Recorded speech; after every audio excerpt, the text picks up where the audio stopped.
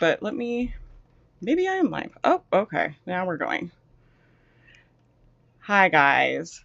It says I'm live. I have a feeling you guys might not be able to hear me because that seems to be what happens when I come on here. So let me check if there's sound. And if there is sound, oh, there is sound. Look at that. We're doing it. Hi, everybody. How are you guys doing? I know. Oh my gosh. I just had the worst tech trouble, but I jumped on this other browser and thankfully it let me on. I'm about to cancel Be Live. That thing. So we use this software whenever I go live. It's called Be Live and it's really easy to use, which I like. And it lets you like change the screens and do different things when you're live. You guys know I am not the most tech savvy person on earth with some of this stuff. And so I've really liked it, but it has been having so many issues. And I'm like, I really wish I hadn't paid for it for a whole year. I'm going to ask them for a refund. So everybody send me some refund vibes because I even I couldn't get it to work. Me and Kelsey tried all of the browsers, clearing our cookies. We tried Chrome. We tried Safari. I'm like, at some point, this is not our problem. I'm like, at some point, I feel like if me and Kelsey can't do it, then I'm like, this is your problem. This is not my problem. Why am I fixing your problem?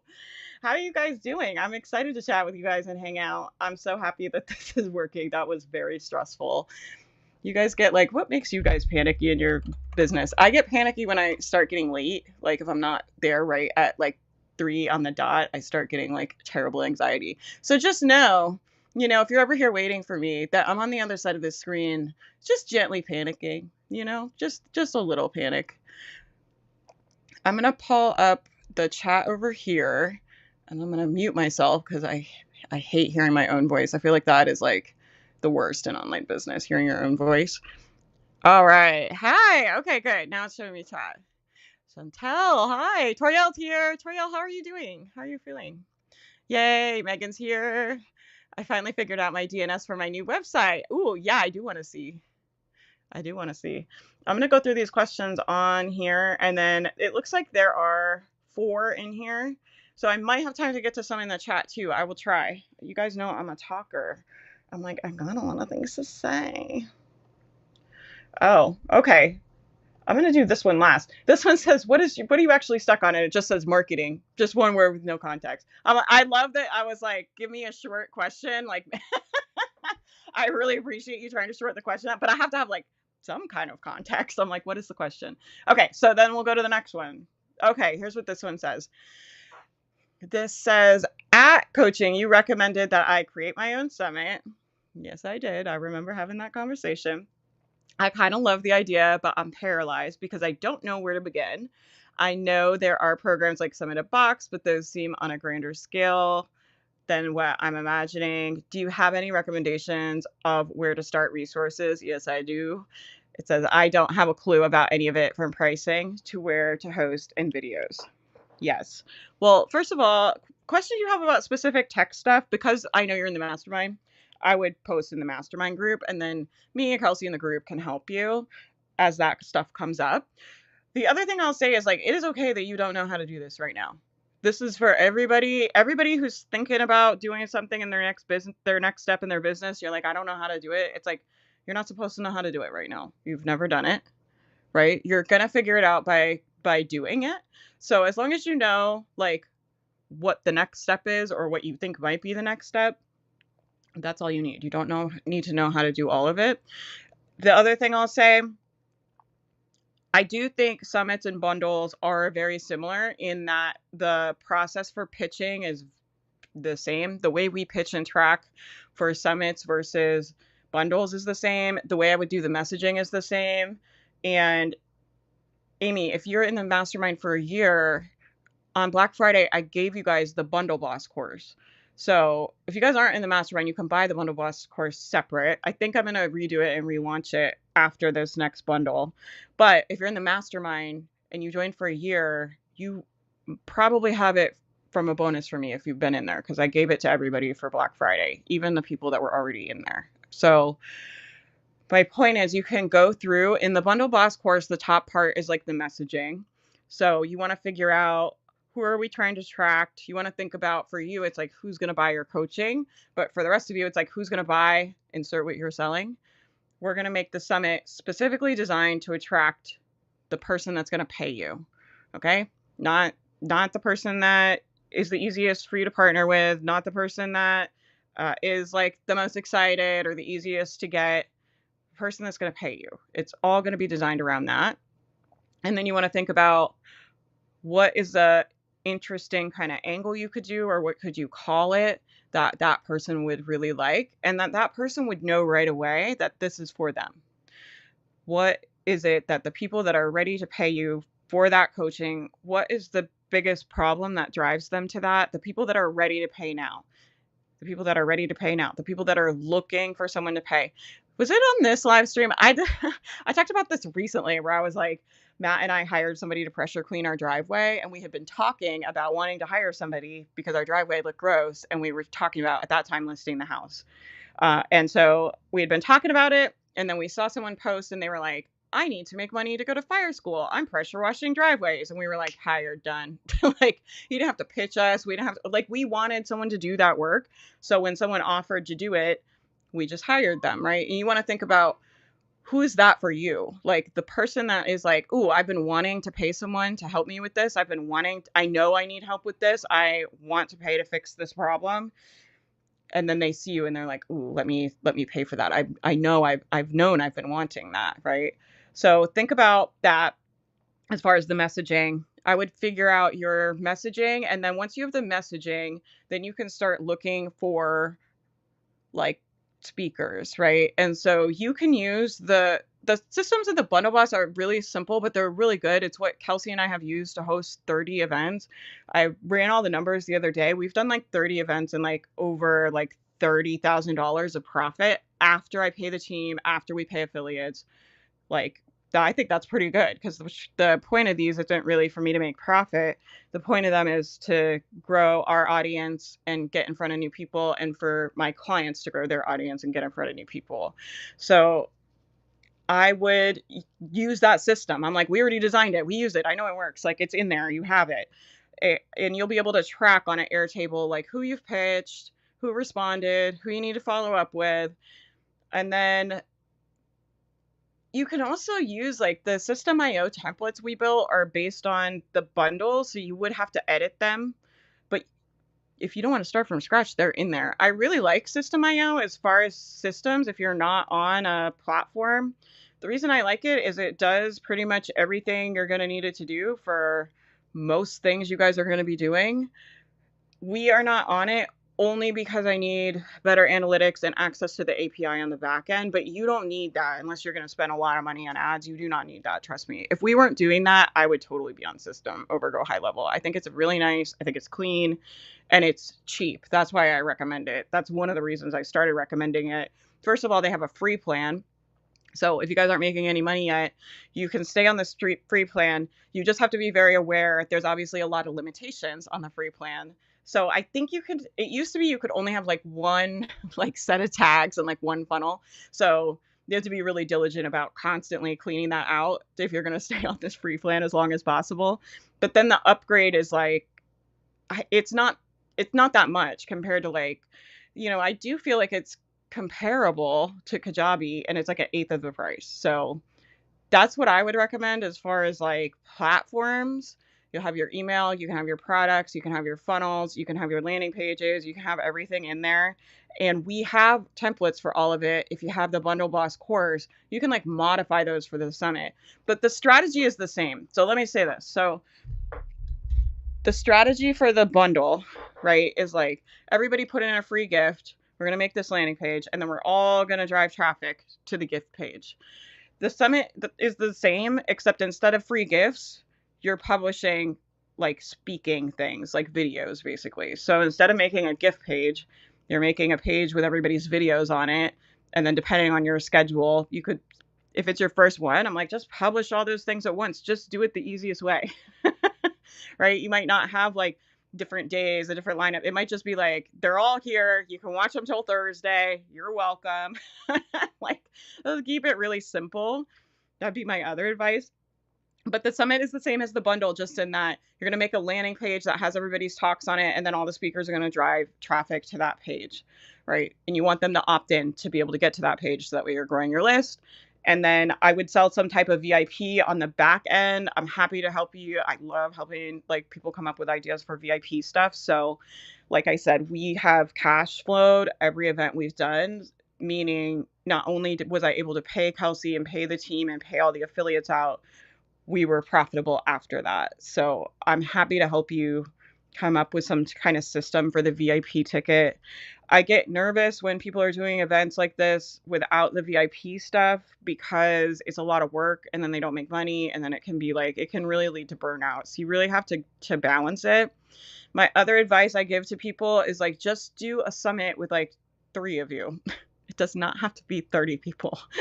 I would just do 3 of you and do that a couple times. And then once you're feeling like, you know what, like, I think I could do 5. I think I could do 10. I think I could do 20. Like, you'll get more confidence over time, because you'll see it's not that different. Like, it's the same process, whether you're doing 3 people or 300 people. You just have to pitch more. That's pretty much it. And then you have to upload like more people's stuff.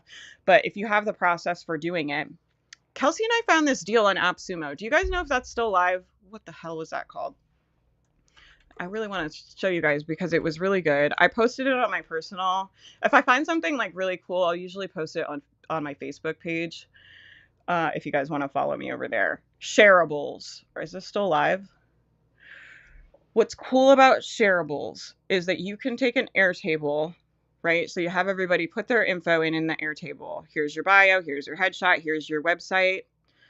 It will take the Airtable or Google Sheets or whatever spreadsheet you're using and make it into a website. And Kelsey said that she likes this one a lot better than the one we were using, and it's much cheaper because it's a one-time fee. You don't have to pay a subscription. We were paying like, I don't know, $20 a month or $15 a month or something for that other one. This one is like $59, but it's forever, which I love. I mean, who doesn't love a one-time payment? Are we all sick of subscriptions? Yes, I think probably, right? I'm sure I'm not the only one.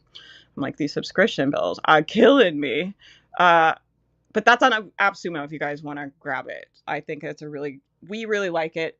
I really trust Kelsey a lot. She has been working with me for like 5 years now or something, and she's done all of my events. So she went in there and said it worked a lot better than the Sheetable thing we were using. But the point is like, if they're filling out the form and they're putting all the info in, and then you're just taking the form and uploading the table, you just take it's like a Excel sheet, you export that and upload it, and it just lays it all out. Like, you kind of set up, where you want it based on the columns and stuff, and it makes the whole page. You guys can see what it looks like on Monday. So not this Monday, but next Monday, March 9th, the Becoming Boss bundle will go live. I highly suggest you guys get on the wait list for that. If you are interested in participating in events, if you haven't done any and you're like, I think I want to start doing events, or if you're like, I might want to host them.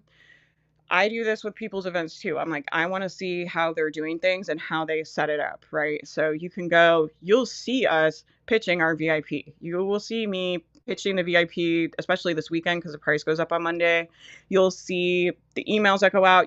But my point is, the landing page with all the gifts, you can see what it looks like, because we use that to make it, and it took Kelsey like 5 minutes to make the gift page. That used to take us a really fucking long time, right, to build that page with everybody's gifts, and we would have to duplicate the sections, and then her and I have an assistant that helps Kelsey, like they would have to sit there and upload all that stuff and like make it, and it was just like, it wasn't hard, it just was a time suck. So we've been really excited about that new development.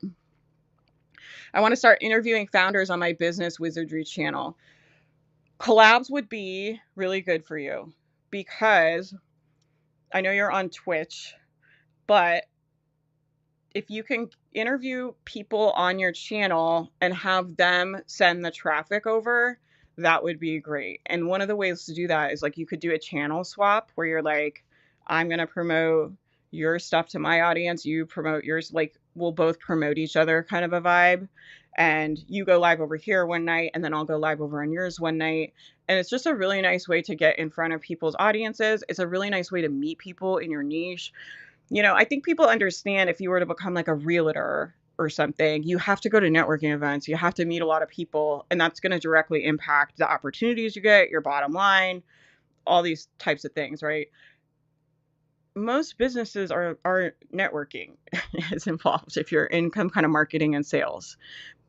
I mean, and online business is not different.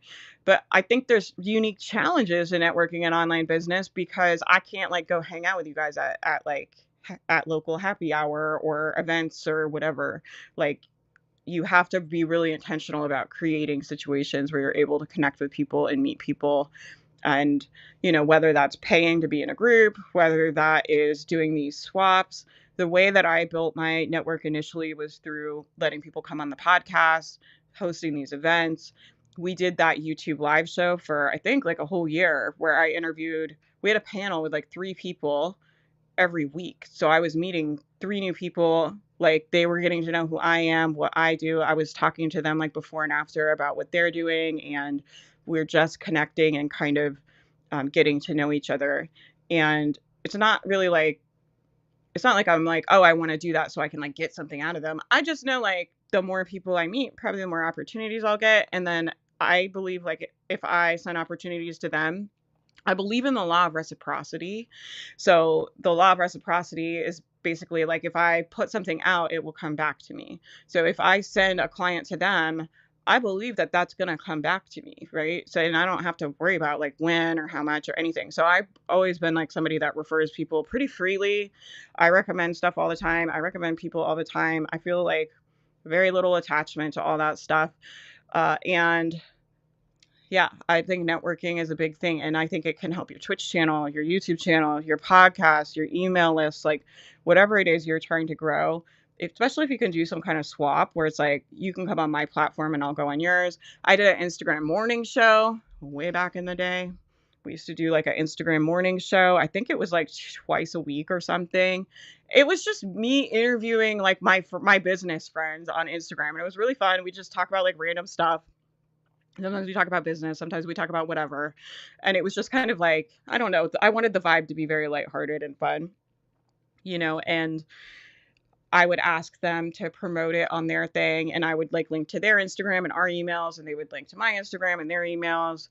That kind of stuff, doing that stuff consistently over all these years is how I get invited to things now. Like, I remember I've told this story a lot, but I remember it so clearly having this conversation with Kelsey one time where I was like, why don't I get invited to speak at things?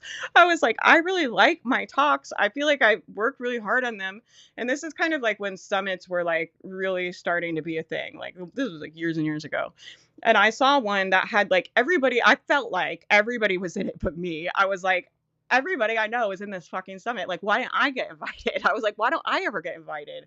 And I was like, remember just having this pity party kind of being like, I don't understand.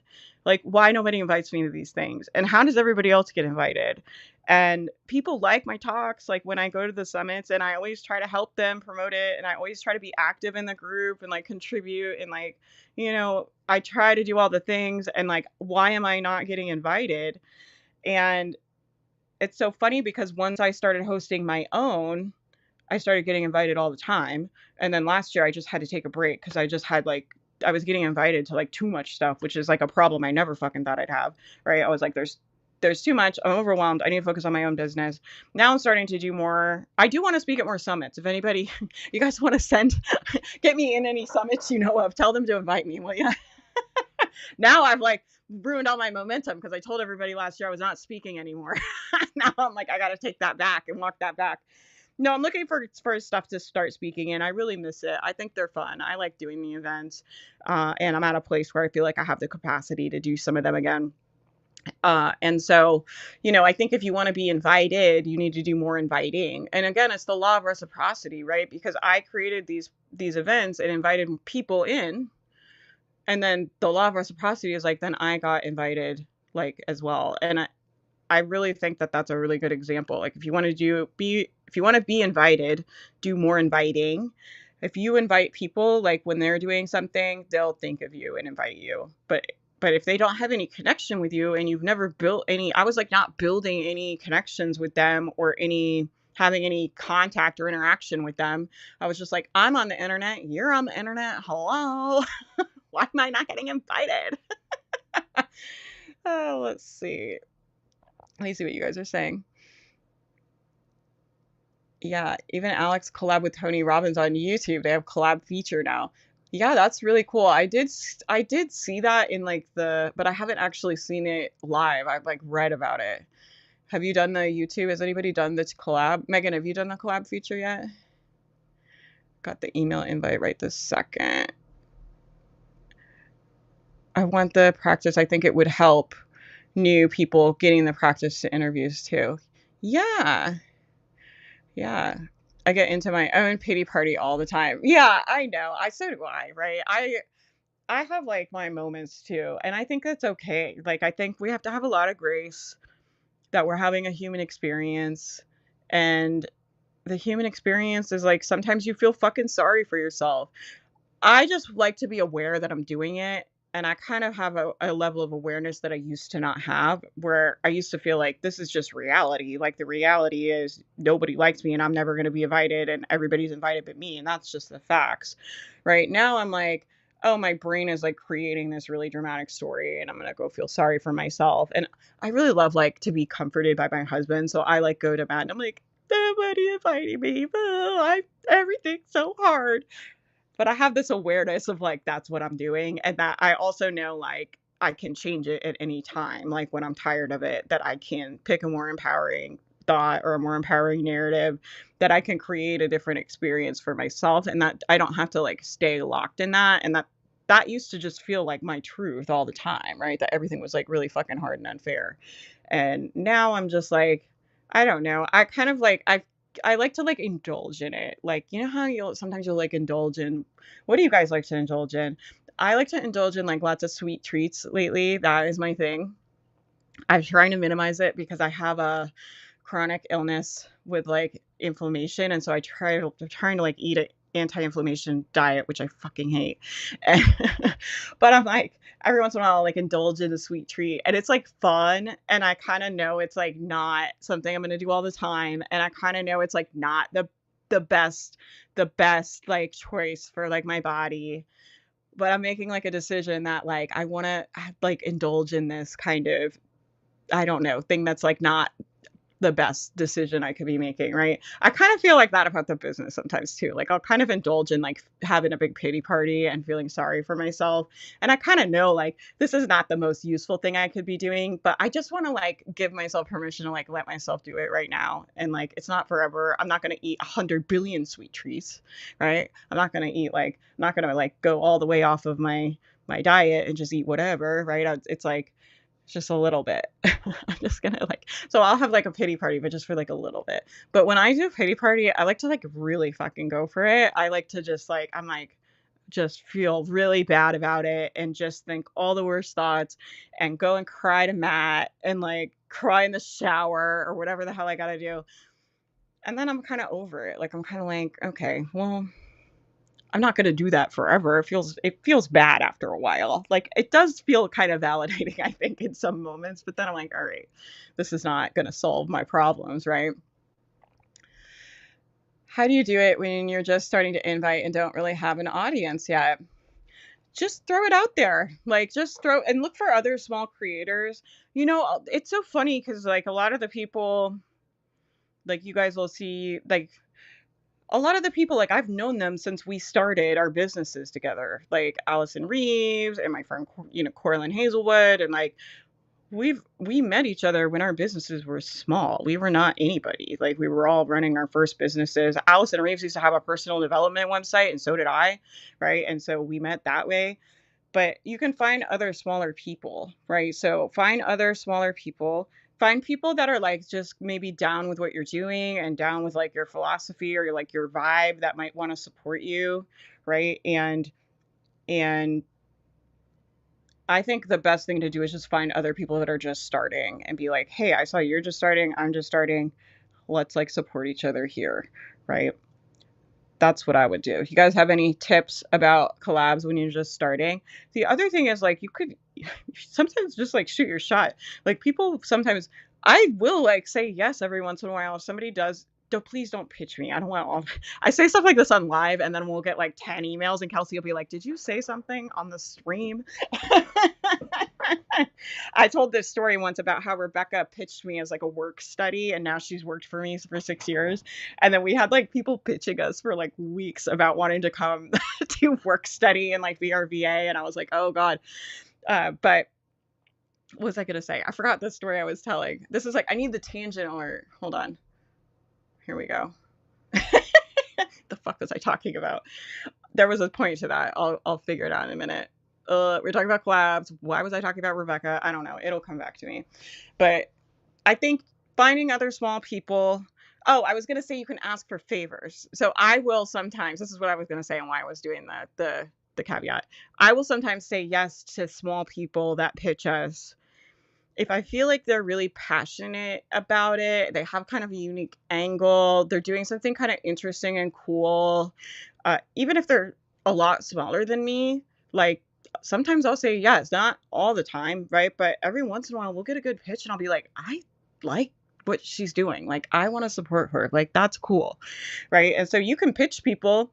You just have to be willing to like hear no, but you can do that. It's not so bad. They say no, you have the same result you already have. I'm always like, we're so scared of failure and like people saying no, but like if we do something and fail, you have the result you have right now. Or if you pitch somebody and they say no, nothing in your reality has changed. All your circumstances are the same. It's like you have the result that you have right now. That's it. And so you could pitch bigger people and just be like, hey, I'm trying to build up a community. I'm really passionate about, women using art for whatever it is, stress or self-care. Find some kind of little angle that's like, I really admire you and I really like your stuff. And if you ever would come on the live, for 20, 30 minutes, it would just mean like the world to me. And I really, really look up to you, and hopefully we'll be able to collab someday.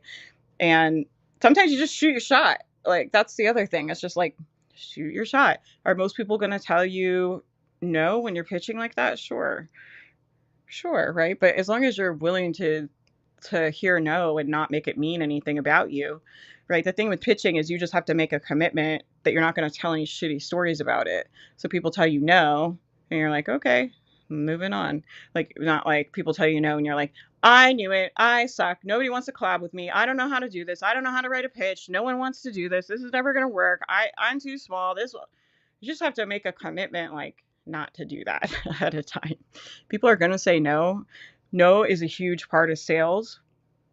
Something I think people don't talk about when they're like dangling the like work for yourself fantasy on the internet. Like, work for yourself, work remote. It's the dream, right? Something they don't tell you is like, when you're doing sales, most people tell you no. It's a small amount of people that end up buying from you. So like, even if you're great at sales, you have a 20% close rate, you're like really fucking good at what you do, you're great at sales, 80% of people are going to tell you no, like even when you're great. Like, that's just the math for most of us with sales. And a lot of us, I was not good at sales when I started. I don't have any sales experience. I used to be a wilderness counselor. They don't teach you much about sales out there. Canoeing. I was canoeing on 28-day canoe trips. They don't teach you a lot about sales in that profession. So I wasn't good at sales. Oh my gosh, you're on keto and down. Okay, so I've heard that my friends that have done keto say they feel amazing, but I don't have that kind of discipline. I really don't. Like, that's the reality. I can't really do a very strict diet. I go very all or nothing with things. I feel like this is not a surprise to anybody that has been around and knows me. I'm very intense. If I'm doing something, it is like all the way. But with that kind of stuff, it's like as soon as I go off of it, then I just throw it out. So the intensity can like work in my favor, but I have to like really work to manage it, because if I take like one misstep, my brain will just be like, it's all for nothing, quit. I guess I could manage my thoughts about it if I really wanted to do keto. It probably would be good for like my inflammation situation that I'm having. I felt like shit today. I feel better now, but earlier today I was like just really struggling. Yeah. Start a pity party about it. Yeah. The more no's you get, the closer to yes. Yeah, I have this training, it's in the vault somewhere, and we did this equation where it's like I don't remember. It was like the number of pitches minus the number of no's equals the number of yeses, and I wrote it out like an equation, and I was like, if you want the number of yeses to go up, all of the numbers in the equation have to go up, meaning the number of people you pitch, the number of times you ask, the number of people that tell you no. Those numbers have to go up to get the yes in the equation to go up as well. I'm not a great math person, okay, but that's probably the only math equation I remember how to do. Y'all do any math equations from school? Okay, I'm through one question. What friggin' time is it? 3:30. Okay, Faith, come on. You can do it. You've got 3 questions to get through. Let's see. It seems bundles of the summits are no longer as strong a lead gen strategy as it used to be, especially in our community where leads and clients have been cross-pollinated to everyone due to the frequency of these events. Let's say bundles and summits are dead.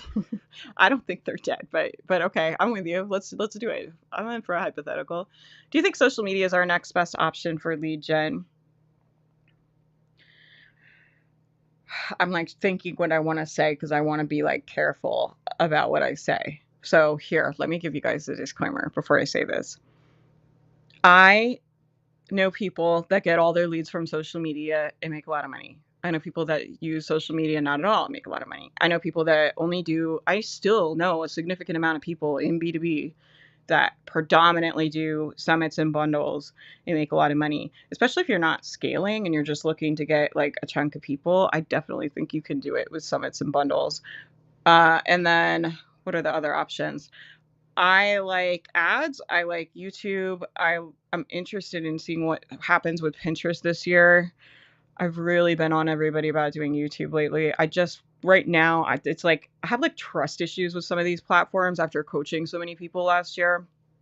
So last year I coached a lot of people, and some clients of mine that had been like, kind of my top clients for a long time. They make money online and they've been making money online for years, and everything is kind of going great for them. And then Google really slammed that algorithm update and knocked a lot of big players out. And then social media, like the TikTok algorithm has been shit lately. Like, so I have like trust issues with these platforms, but I think what they're good for and why I really think you guys should still consider doing them. Calvin, if you're going to do social media, go into the mastermind. I did that sprint. I made like 6 new custom GPTs and I made this like step-by-step process for like it's like how to batch content, but in a very half-assed way. And I did a lot of research about what I think will grow accounts on there right now. So I'm really curious if one of you would use it for like 90 days consistently. I would really love to work with you and like adjust it and optimize it. I might optimize it myself, but with my like chronic illness stuff lately, I just don't have the energy to do extra projects. But I like social media for you guys to hammer out your messaging, for you to figure out what resonates with people. I think the skill of being able to talk on camera is not fucking going anywhere if you want an online business. I think being able to speak in those short sound bites is a very valuable skill. And I think being able to speak on long form is a very valuable skill. You know, when I think about growing a business, a lot of it is just skill building. So it's kind of looking at where are you in the business right now? What's working? What's not working? And then where are you lacking the skills and like building those up over time? And if you're lacking the skill of like, being able to talk on camera, not knowing your messaging, not really knowing like your marketing angles and stuff, I think social media is a really good place to test them. I talked about this already too. I'm sorry if I'm telling you guys the same story. I've been on camera a lot and it's like all over, but this applies. I saw this video of Alex Hormozy recently, where he was saying they test like 450 pieces of content a week. You don't have to do that, but they test it organic and then they just take the top couple ones and they run ads to those. But I thought that was really interesting, right? Because I've been telling people a similar thing that are like beginners, where it's like, figure out what your messaging is, figure out what resonates with people. It'll help you figure out your product and like what you like to talk about and what people are really struggling with. And we can take all of that. Once you know how it works, we can put ads behind it. There's no problem spending ads as long as you have a system to be able to recover that money, right? And so we talk about this in We're in Business Now, where it's like your revenue loop, where it's like you're nurturing and you're selling, right? You kind of do this loop. So maybe let's say I'm going to sell at the end of every month, and then the 3 weeks in between are my nurture. That's my revenue loop that runs all year. It's just like every month I do a sale, every month I do a sale. In between I'm nurturing. This is running all the time.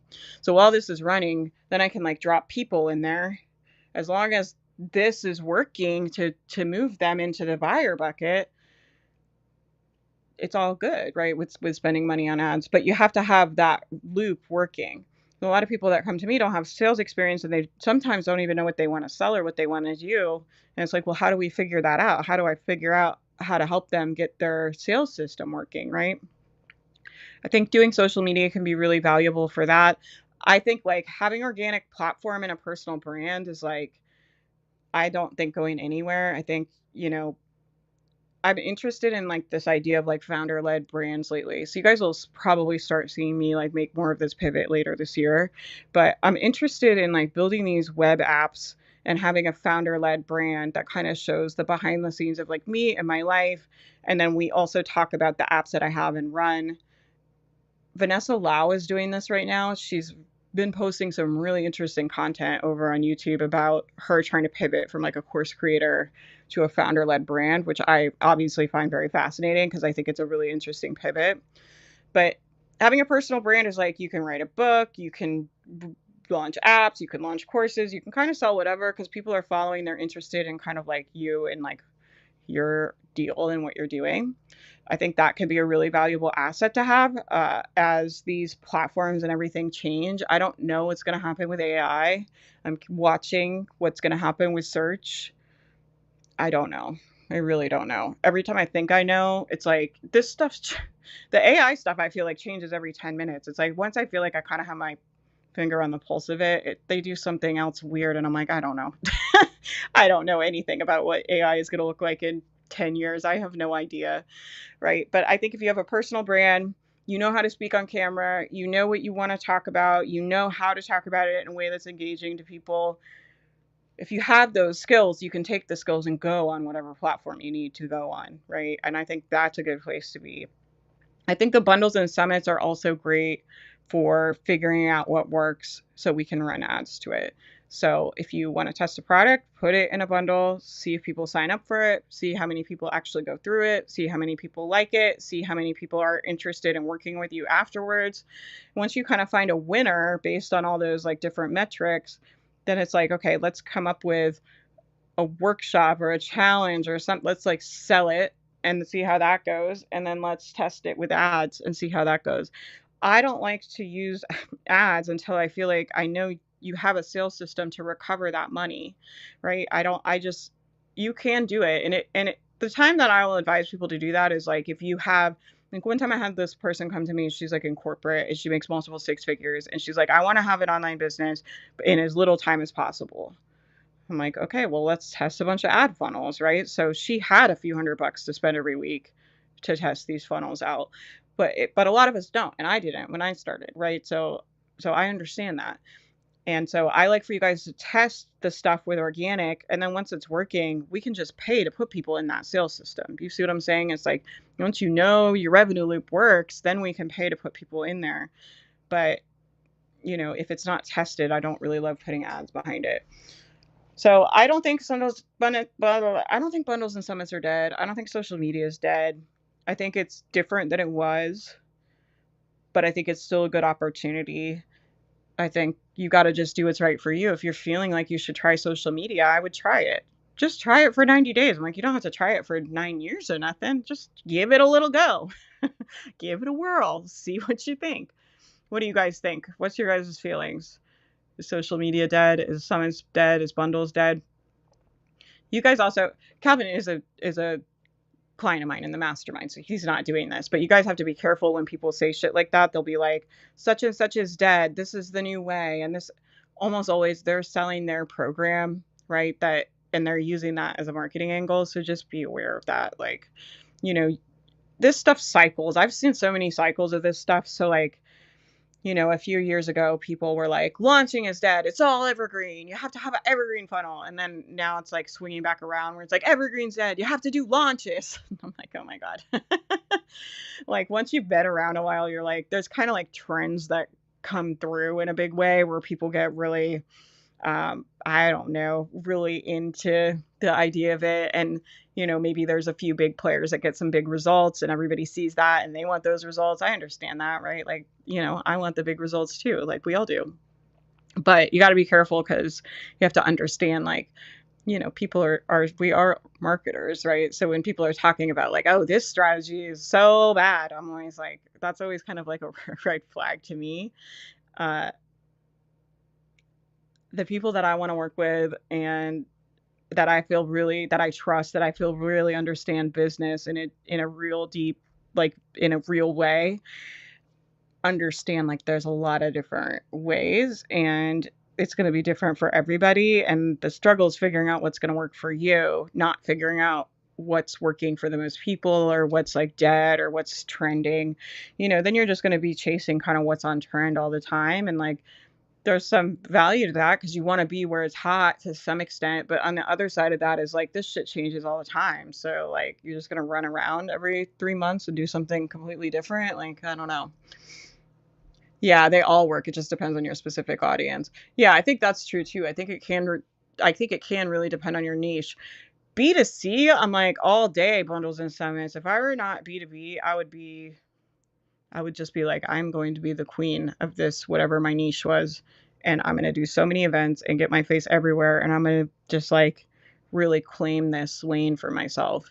And I think events are a very good way to do that, to kind of put yourself out there and, you know, especially if you can pick an angle that's kind of interesting and unique. You kind of be like, I want to be known for this. All of our events are related to this. And I'm going to get my face out there related to this as much as I can. And I think B2C has like a huge, huge opportunity still for people to host events. There's a lot of like B2C business owners that don't want to host events. They don't know how to host events. The reason you see so many B2B people doing them is because we are the people teaching business to other people. Most of us have a lot better systems. Most of us are more likely to have a team because we understand like how to build a business that can support a team. A lot of B2C owners don't. They don't have business systems. I say this as somebody that used to do that too. So I'm not judging nobody. Okay. My business used to be a mess. If you haven't built a business, you don't know, and you just have your crafting business or whatever it is, you're going to be less likely, I think, than the B2B people to have systems to be able to do a big event without it like just being a mess or stressful or not working. Does that make sense?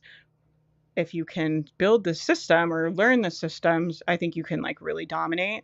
And if you're in the mastermind or you buy the bundle blast course, then I'm like, you guys have the system. It's like a system Kelsey and I tested and built for a long time. You just use that and then adjust it as you go to make it your own and kind of like, take our assets we've built and then you can be like, I don't like this. I like to do this. And like, you can do it the way that works best for you and customize it.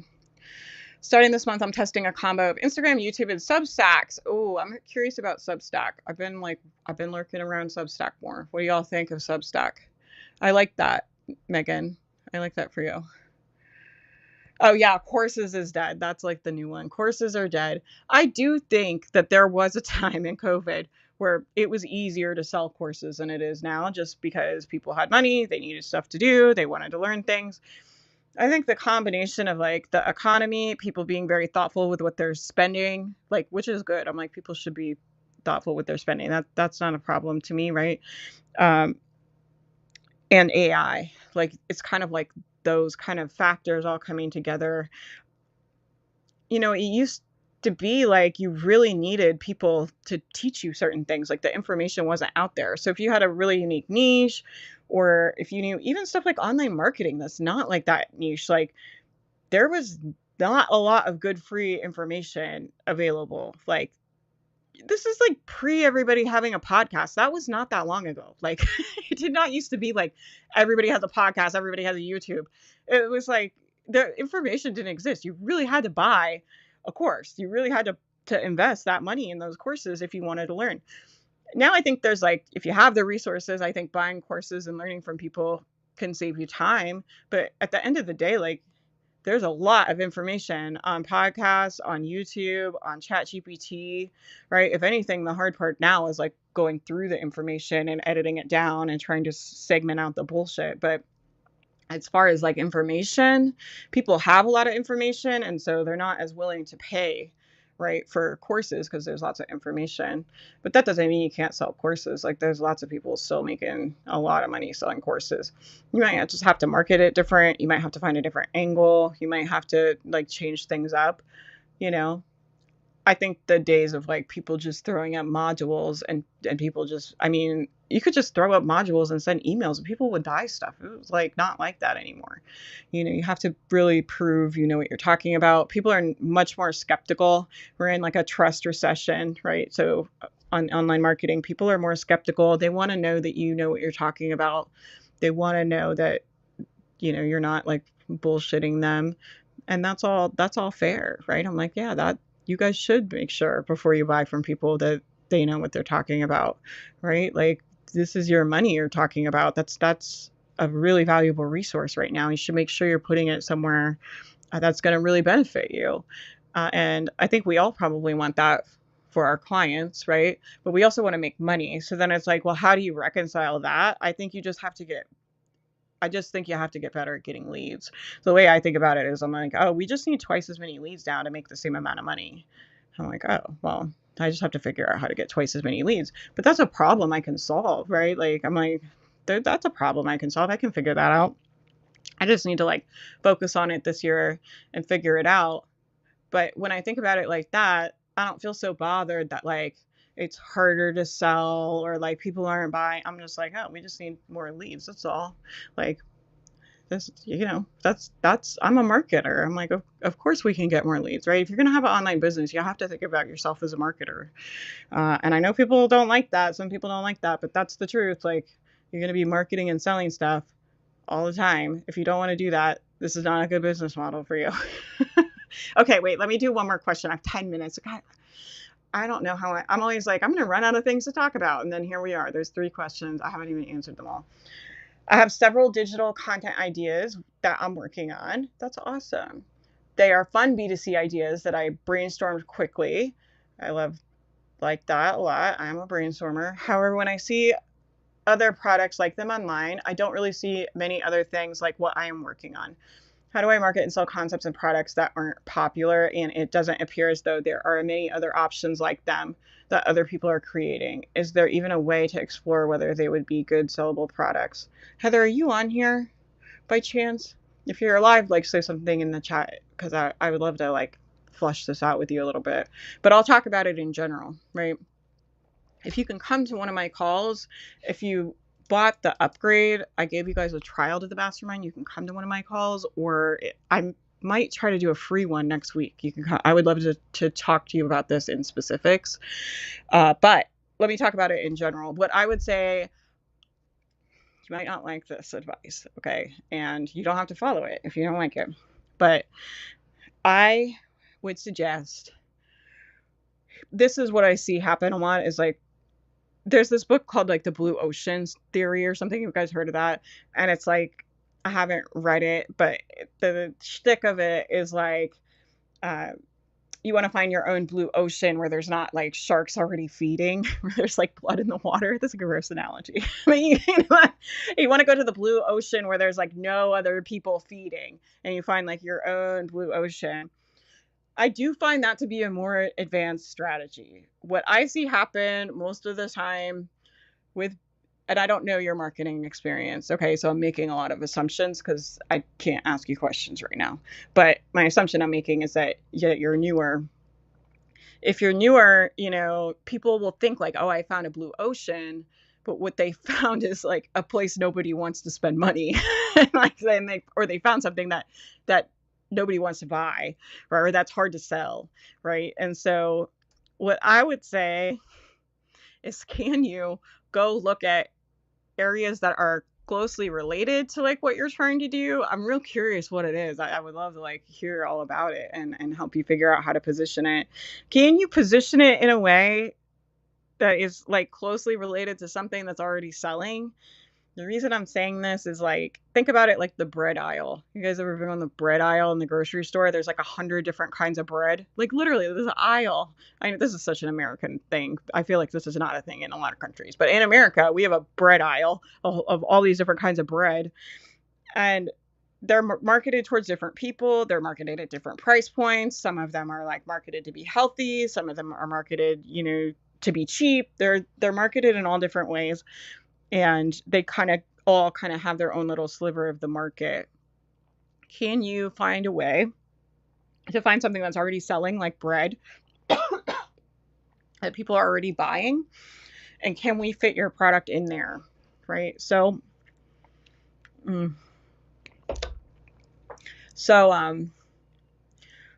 I would love for you to find a business model that is working, that's already making money, and model your business after that. And a lot of times people think like, oh, I want to be an entrepreneur, I need to think of something new. I'm like, don't do that.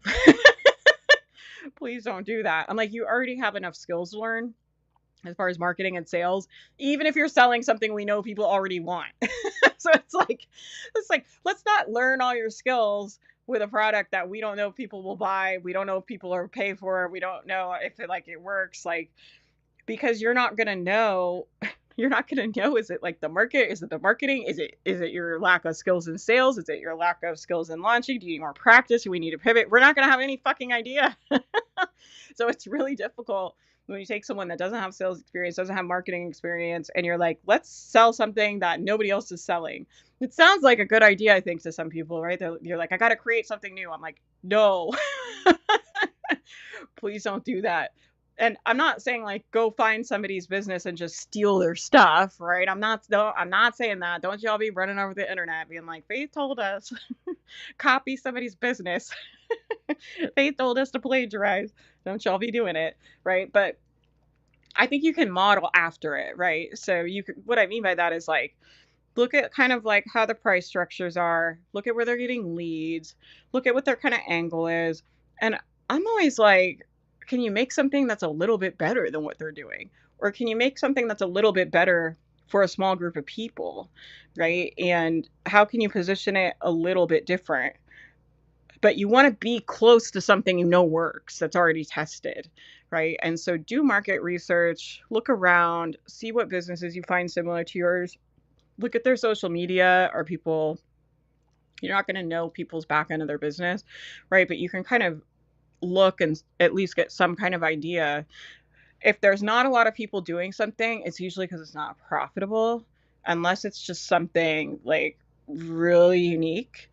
But in general, most of the stuff a lot of people will try to sell where they're like, oh, nobody else is doing this. It's like, yeah, it's because it doesn't work great. It's like, either a hard thing to sell or something nobody really wants. You want to position your offer downstream, right? This is why I was talking about the driveway thing, I think last time, or wherever I was talking about that. I've been like doing interviews and stuff too. And I'm on this meds that like I don't have a lot of short-term memory, so I'm like, I have no idea what I've told who. But I was talking about the driveway thing when we were originally last time when I was talking about pressure washing the driveway. Because I was saying you want to make an offer that's positioned downstream, meaning if somebody sees it, they're like, oh, I've been wanting to hire somebody for that. I've been wanting to pay somebody to help me with that. I've been wanting to, like, you want to position yourself downstream for what people are kind of already looking for. And a lot of times these offers that are like kind of the unique ones off by themselves or whatever, they're positioned uphill. And it's like, you're a good marketer and you have a big enough audience, you can sell whatever the hell you want. But if you're just starting, you have a small audience and you have very limited marketing skills, what will happen if you position yourself uphill, right, and you have a small audience and limited marketing skills, is it's just going to feel to you like nothing is ever working, because you're not going to get that validation for a long time. You're going to have to put in a lot of reps and a lot of work before you see any return. That's fine. To me, that I don't have a problem with that. I think that's fine. The problem with it is like our brains are so chattery. most people can't sustain that, because what happens is they're putting all this effort in, they're not seeing the return, they position the offer uphill, they don't have the skills to sell at that level or build an audience of that size. And so they need to put in all the reps to build the skills, and they're doing that. But then they're like, but I'm not getting a return, and I don't see any evidence it's working, and I don't know if it's working. What if it never works? And they just, that stuff plays all the time. And there's only so long you can go thinking that kind of stuff, right? It's like there's, because once you start telling yourself all that stuff, you're really relying on like kind of sheer force of will to make yourself keep doing it. And we're not great at that as humans. Most of us are not super great at that, right? Sometimes people can fall back on discipline, where they'll put like, they'll do certain things on certain days of the week, and they just do that no matter what. That's a good way to get your reps in. But for most people, their brain gets way too chattery. They can't put in the amount of reps to get the skills to be able to sell at that level or to build an audience of that size. And then you just get discouraged and quit. It makes a lot of sense, right? So that's why a lot of times you'll see me be like, find something that people are selling that seems kind of easy to sell. Find something that people are selling that seems like people are always going to want to buy it, even in a recession, or even, I don't know, that people still want to buy, that people are still paying for right now. Like, find what that is. And then make something like that related to that, and let's sell that. It's easier to start. You're still going to have to do reps and not see any return. That's just the name of the game, right? I mean, I don't think I do much of anything these days and see an instant return. Like, most of the stuff that like, if you guys see us do a big launch, it's because we did a lot of reps 6 months ago, right? So my launch in January, I'll have to pull the metrics for you guys. It wasn't like terrible, but it wasn't what I was wanting. But if I look at the reps I did 6 months ago, like, we didn't have the leads for that, like, compared to what we did when I look at the year before. We had a lot more leads. We had a lot more warm leads. And not only did we have a lot more leads, I think we needed less leads to make sales, because I think the conversion rates are higher, right? So it makes a lot of sense to me that the launch was small. I don't really have a lot of drama about that. I'm just kind of like, yeah, we need more leads, like, right? The drama is always available, though. Like, I could very easily be like, oh my God, I'm a business coach and our launch wasn't the size I thought it should be. And what am I even doing? And how could I think I could help people with this? And I've been doing this for 6 years and I don't even know if it's still going to work. All of that stuff is like very available, but I'm just kind of like, we just need more leads. Let me, like, I see the problem. Let me fix it.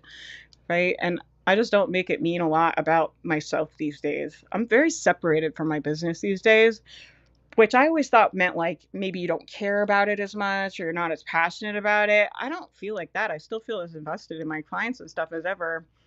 I just don't feel like it's a reflection of me as a human or my capability or like the future of the business, right? Like, I just feel like the numbers are just telling us where we need to focus, right? If we want to have bigger launches, you know. And then that's the other thing is like, we could also look at it and be like, do we want to put in the effort to get more leads, or do we just want to have a smaller business this year? Like, that's a thought process I went through, certainly. I was like, maybe we just hang out with the clients I already have for a little bit. Right? I'm like, I mean, I have to look at the market and look at where we are and look at where I want to go and be like, do I want to do that this year? Right? Knowing that, I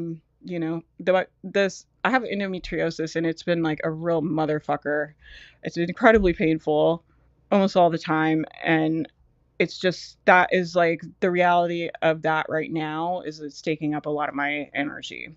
And so I had to kind of make a decision about like, do I want to try to scale it, knowing that I might physically not be able to, right? Like, and I just decided like, I want to try and I want to see if I can do it. And I think it's like going to be an interesting challenge for me, because in the past, when I've had kind of downtime, I'm someone that can like dig my fucking heels in and make some stuff happen and like work like I'm a blue collar girl. Like, I can work. Okay. Like, I can put work in when I have to. I'm a hard worker. That's, really like been drilled into my soul. So it's like the time of being a child, right? But it's like, if my body is not able to sustain very much work a day, like yesterday Matt and I took the dogs on the walk, and I had to like come home and like sleep for like 2 hours. And I was like, ugh, I just feel like my life is like shrinking because I'm like, am I not able to walk anymore? Like, you know what I mean? It's like, I know if I have to be on camera, like today I have to be on camera, I have to choose between like walking the dog or doing this because I'm going to have to go fucking take a nap after this. And that's never been like a reality for me. So I think it'll be like a really unique challenge as far as like finding leverage. And I know I can turn it around. Like, I don't have any doubt about that, but it's like, can I turn it around and not have to be in the office all the time? Right. I think it's going to make me a better delegator. I think it's going to make me a better marketer. I think it's going to make me more focused. Right. I also indulge in a lot of side quests, like when I have a lot of energy. I don't have the like luxury of doing that right now, unfortunately. And so, I think sometimes in business, you have to kind of decide where you are, what you want, what season you're in, and like, is it worth it right now? Like at this time, like, is it worth it? And that's a hard thing to come to terms with when you want to have a business. Like, I understand that, you know. But anyway, okay, let's get back. I don't know how I even got on that. But what do you guys think for B2C ideas? I think you should find something that will sell. Like, and then what I tell people is like, once you have an audience and you have some sales experience, then it's like, then you can sell kind of whatever you want. Like every once in a while, I'll kick around the idea of like, what if we did like a mastermind, but it's not business related. It's just like a reset your life mastermind or something. Would I recommend somebody start a business with an offer like that? Hell no. Like, it's not, you're going to be like trying to sell that thing for years and not able to get anybody to sign up. But I have been doing this for over 8+ years now. Like, do I think I could put an offer that's like, hey, I really want all of us to like reset our lives, and I'm having like experts come in, and this is what it's going to be like, and this is the vibe, and this is what I want to do, and I'm really excited. And if you feel like you need support and you want to be in a small group, like, I would just love to have you, and I think we should all do it together. I could sell that, right? The reason why is because I have an audience of people that have worked with me enough and trusted me enough and have a reputation enough that I can get away with it, and I have enough audience size and leads, right? But when I was starting, I did not. Right. So you don't have to do it like niche down. That's why you'll hear people being like niche down. That's really what they're after, is like, find something that you can sell, get your reps in. And then once you have an audience, then you can like broaden out. Right. A lot of the times you guys will see people selling like the feel better stuff and like live your best life stuff. They can get away with that because they've been marketing for a long time and they have a big audience. And so you have to be careful too, like comparing your baby business to a big business, because marketing, when you have a bigger business, even my business is not huge, right? Compared to your guys's, it's not that much bigger than your guys's in the scheme of things, but it's a big difference. Like, it makes a big difference in like what you're able to kind of do and get away with, and how niche down you need to be, and how downstream you need to be, if that makes sense. So I would find something, at least one thing that you are excited about, that sells, get your reps in, build your audience, start like kind of, building that reputation for yourself, building your list. Once you have like a chunk of people there, then we can try some different stuff. It's not forever, right? Like every season we're in, even with me with this like chronic illness stuff, like I do see like, I do have like treatment options, and I do see like it's going to get better. And so I know this is like one season, right? And so it doesn't have to be, don't let your brain tell you like one season is the rest of your life. It's not. It's just one season. And sometimes there's shitty seasons. Sometimes there's hard seasons. Like that's just the truth of life, I think, for everybody. And when you're an entrepreneur, I think the reality of that can be really painful, because hard seasons impact your business and like your capability and how you're able to show up and all these different things that impact so much for us, right? Because I mean, my business is like, something I deeply care about and that I've invested a lot of time and money in. Thinking about not being able to spend as much energy and time on it this year is like, frankly, kind of devastating. Like, it really is. It's just kind of like, but at the end of the day, it's like, I know, even though I'm like I don't feel like, happy about it all the time. I don't, right?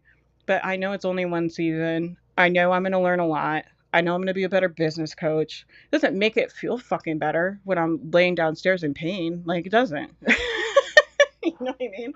I don't know if this is like helpful to anybody, but I just always want to be honest with you guys, because I don't like I think there's a lot of trend, especially among business coaches, and there could be a lot of pressure as a business coach to feel like I have to come on here and be like, my business is so great, and look at my life, and you can have it too.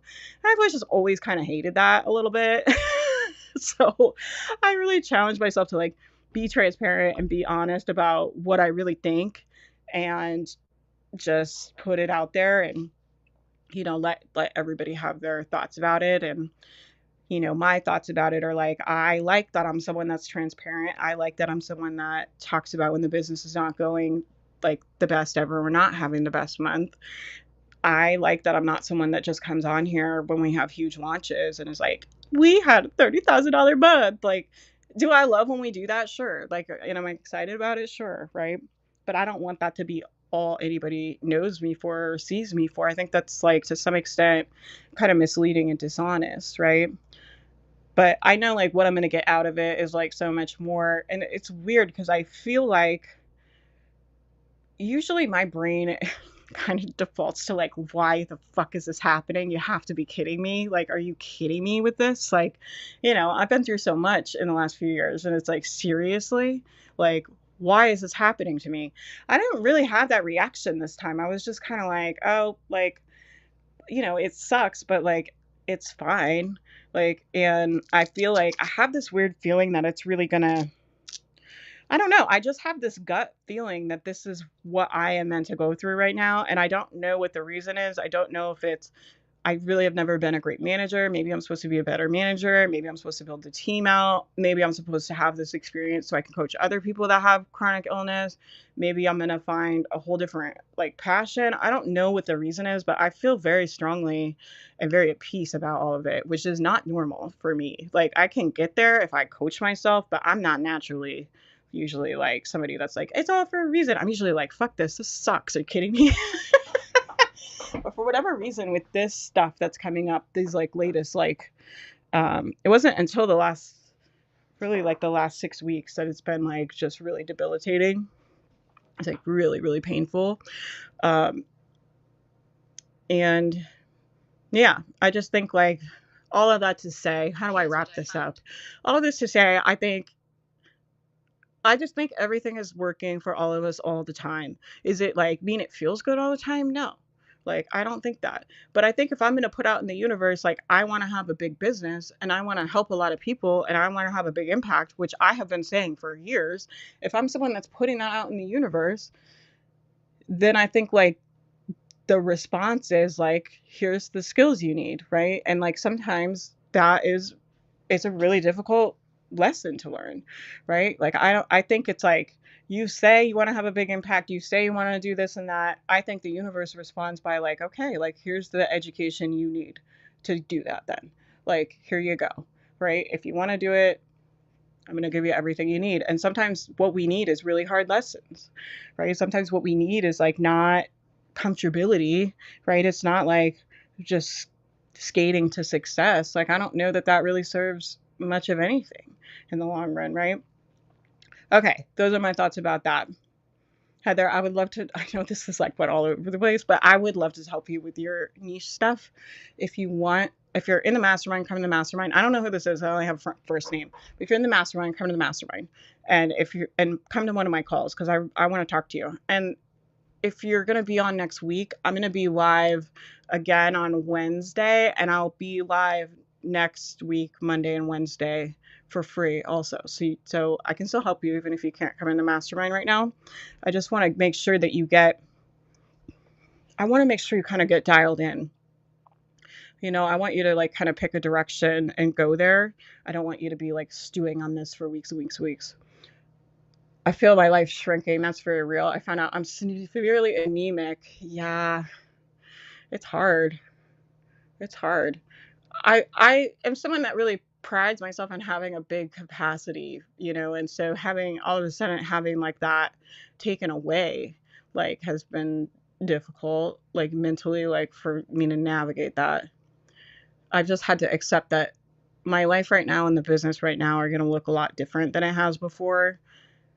But I am hopeful that it's not going to be forever. We'll see. I do have a doctor's appointment on Thursday. If y'all would send me some vibes, I would appreciate that. I've been really debating on bundles again, but I haven't really been seeing anything for professional and career development. I'm so sick of seeing so many mindset stuff based right through PIs.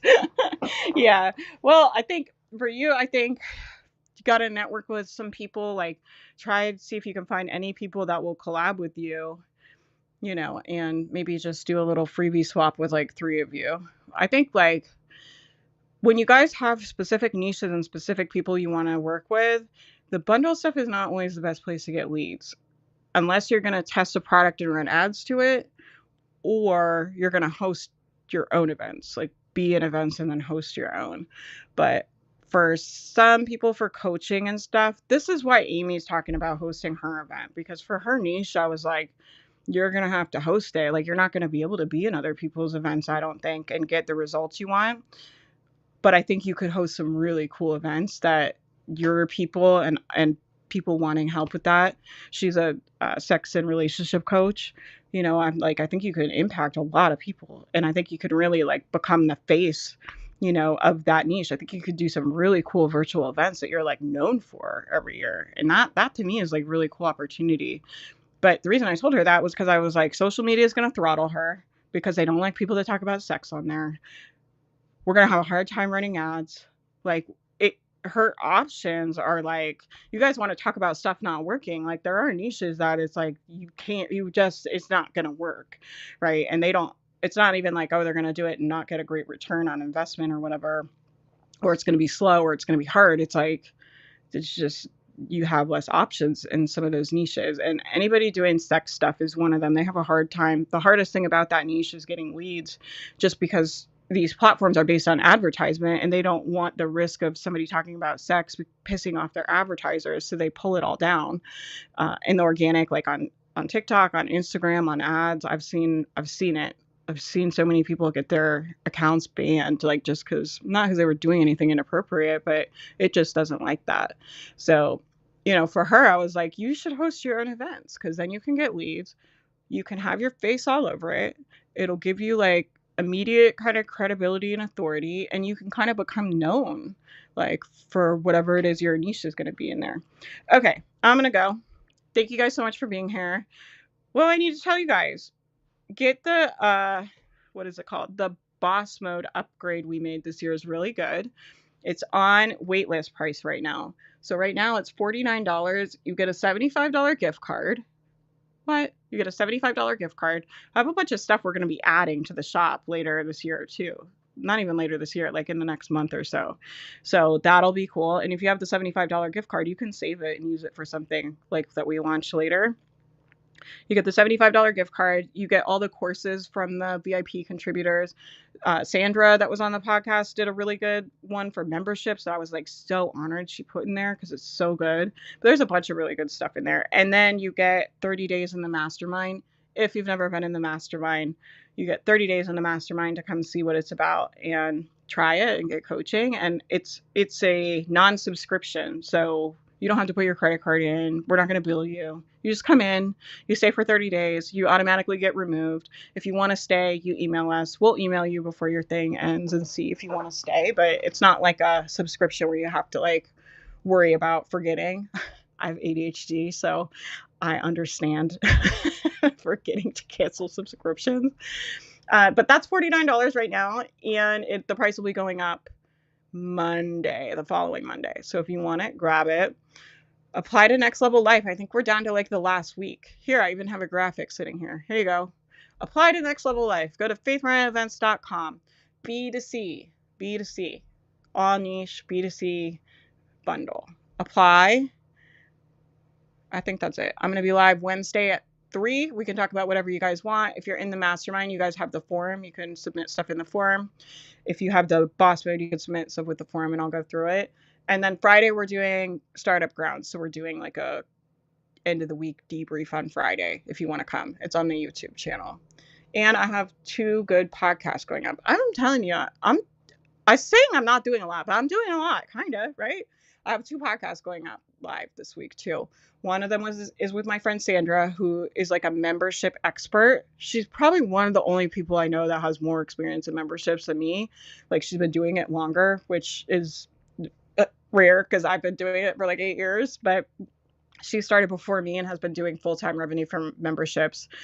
So there's an interview with her. And then I met these two really cool ladies who had worked in tech, and now they're transitioning into doing these like custom GPTs. They're really cool. You'll have to listen to the interview, but I was really excited to talk to them, and they have some unique, like interesting kind of takes on everything. So those are going live on the podcast, and that's what I got going on. I'd love to see you. I'd love to hang out with you. I'd love to help you with your business.